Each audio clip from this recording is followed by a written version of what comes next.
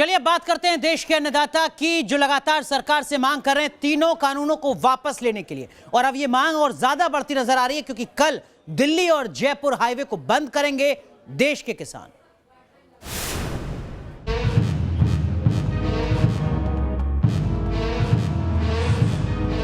Tractor trolley हमारे पास 750 से ऊपर है, तो 50,000 के ऊपर काफिला हो जाएगा। पूरे इंतजाम किए हुए, राशन साथ लिया। हमारे पास 6 साल का राशन है। जितना टाइम लगा के मोर्चा फतेह करके आवांगे। क्या देश की राजधानी बंधक बनने वाली? क्या दिल्ली में महाजाम लगने वाला है?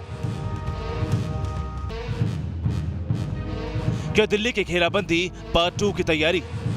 ये सवाल इसलिए उठ रहे हैं क्योंकि केंद्र सरकार और आंदोलनकारी किसानों के बीच कई दौर की बातचीत के बाद भी बात नहीं बन पाई। सरकार जहां कृषि कानून वापस लेने को तैयार नहीं, तो किसान अपनी इस मांग से टस से मस होने को तैयार नहीं। ऐसे में सरकार पर दबाव बनाने के लिए आंदोलन में नई जान फूंकने की तैयारी हो रही है और आंदोलन को धार देने के लिए किसान नई रणनीति पर काम कर रहे हैं। जो किसान बीते 15 दिनों से दिल्ली बॉर्डर पर टिके थे, वो अपने खेतों की देखभाल के लिए वापस लौट रहे हैं। वहीं उनकी जगह लेने के लिए बड़ी तादाद में किसानों का जत्था पंजाब के कई जिलों से दिल्ली कूच कर रहा है। रोटेशन की पॉलिसी किसान आंदोलन को जिंदा रखने के लिए असरदार साबित हो सकती है। पंजाब के कई जिलों से 700 ट्रकों में भरकर 30,000 किसान दिल्ली के लिए निकल चुके हैं। जितनी देर मोदी कानून नहीं वापस लेता। हाँ, तो कब तक रहोगे दिल्ली में? वो कोई टाइम टेबल नहीं है, जितना तेरे वापस नहीं लेगा ऐसे ही चलता रहे। तो दिल्ली को है ना बताएंगे कि कितने परेशान किसान हैं।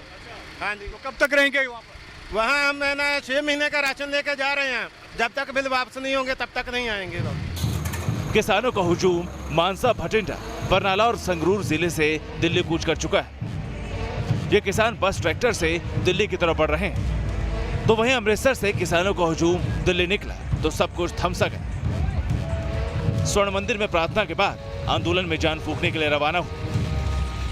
केंद्रीय कृषि बिलों को लेकर जिस तरह से पंजाब का किसान दिल्ली में डटा हुआ है और वहां पर विरोध प्रदर्शन कर रहा है, और उसी के चलते आज पंजाब से कई किसान जो हैं उन्होंने दिल्ली का रुख किया है। और आप देख सकते हैं कि जो ट्रैक्टर नेशनल हाईवे से जो गुजर रहा है, टोल प्लाजा से गुजर रहा है, वहां का दृश्य कुछ और सा है। हम भी जाएंगे, हाँ, और लोगों को साथ में लेकर जाएंगे, जितने भी जा सकते हैं। पीछे से और लोगों को गाइड कर रहे हैं, आगे जाओ।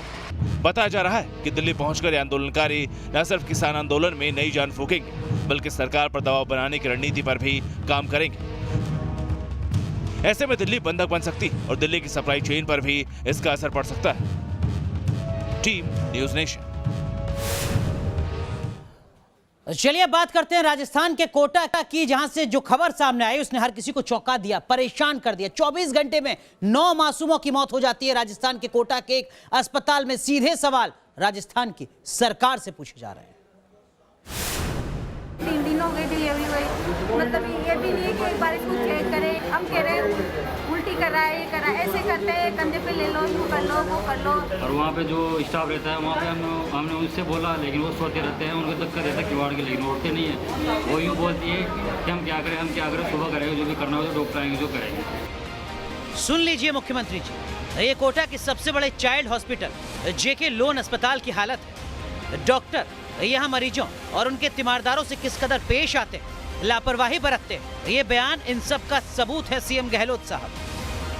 शायद यही वजह है कि यह अस्पताल मासूमों का कब्रिस्तान बन गया है। पिछले 24 घंटे में यहाँ 9 घरों के चिराग बुझ गए। बताया जा रहा है कि इन सभी बच्चों की उम्र 1 से 7 दिन के बीच थी। बच्चों की मौत को लेकर अस्पताल प्रशासन मामले की लीपापोती करने में जुट गया है। मदर के माँ के पास वो शिशु थे, तो वहाँ से इनके पास ब्रॉड डेट बताए गए हैं, तो उसकी भी जानकारी करेंगे। भाई माँ के पास थे तो वहाँ ऐसा क्या हो गया कि वो बच्चा गुजर गया। उधर नौनिहालों की मौत के बाद राज्य सरकार एक्शन में दिख रही है। जिला कलेक्टर ने अस्पताल में अतिरिक्त स्टाफ की तैनाती का आदेश दे दिया है। उसको मॉनिटर कर रहे हैं, तो वो एक्स्ट्रा डॉक्टर लगना बहुत जरूरी है। मेडिकल 10 कंपाउंडर है, 4 डॉक्टर्स हैं और एक महिला डॉक्टर और बाहर से लगा रहे 5 डॉक्टर लगा रहे। लेकिन इस पूरे मामले ने अब तूल पकड़ लिया है। मासूमों की मौत के मामले में राजस्थान सरकार ने अस्पताल से रिपोर्ट मांगी। राज्य के चिकित्सा मंत्री रघु शर्मा ने पूरे मामले की रिपोर्ट तलब की। कोटा जेके लोन अस्पताल में 9 बच्चों की, शिशुओं की मृत्यु की खबर मुझे मिली।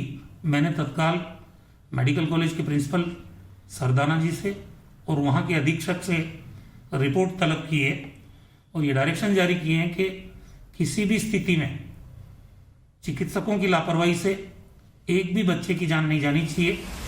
कोटा के जेके लोन अस्पताल में पिछले साल भी मासूमों की मौत के मामले ने तूल पकड़ा था। साल गुजर गया लेकिन अस्पताल के हालात बदले नहीं। इसमें सरकार की सबसे बड़ी लापरवाही है। 230 बच्चों की जान का जिम्मा एक प्रोफेसर और एक एसोसिएट प्रोफेसर नहीं उठा सकते।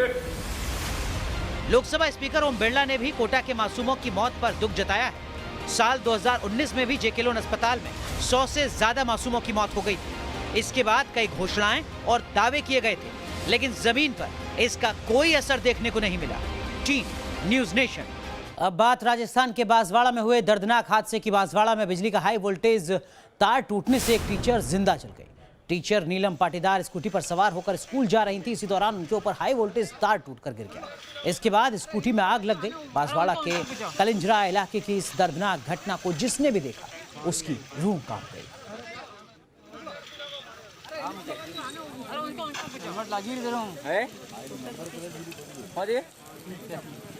चलिए अब बात करते हैं उत्तर प्रदेश के अलीगढ़ की, जहां अतिक्रमण को हटाने को लेकर जमकर बवाल हुआ। अतिक्रमण हटाने गई टीम का पहले विरोध हुआ, इसके बाद पथराव भी किया गया। जवाब में नगर निगम की टीम ने पथराव कर रहे कुछ लोगों की जमकर पिटाई कर दी। जिन लोगों के साथ मारपीट हुई उनमें से कुछ बीजेपी के कार्यकर्ता भी थे। बाद में मौके पर बड़ी तादाद में बीजेपी के कार्यकर्ता पहुंचे और उन्होंने जमकर हंगामा किया। बीजेपी कार्यकर्ता नगर निगम कर्मचारियों पर कार्रवाई की मांग कर रहे हैं। मामला थाने तक पहुंच चुका है।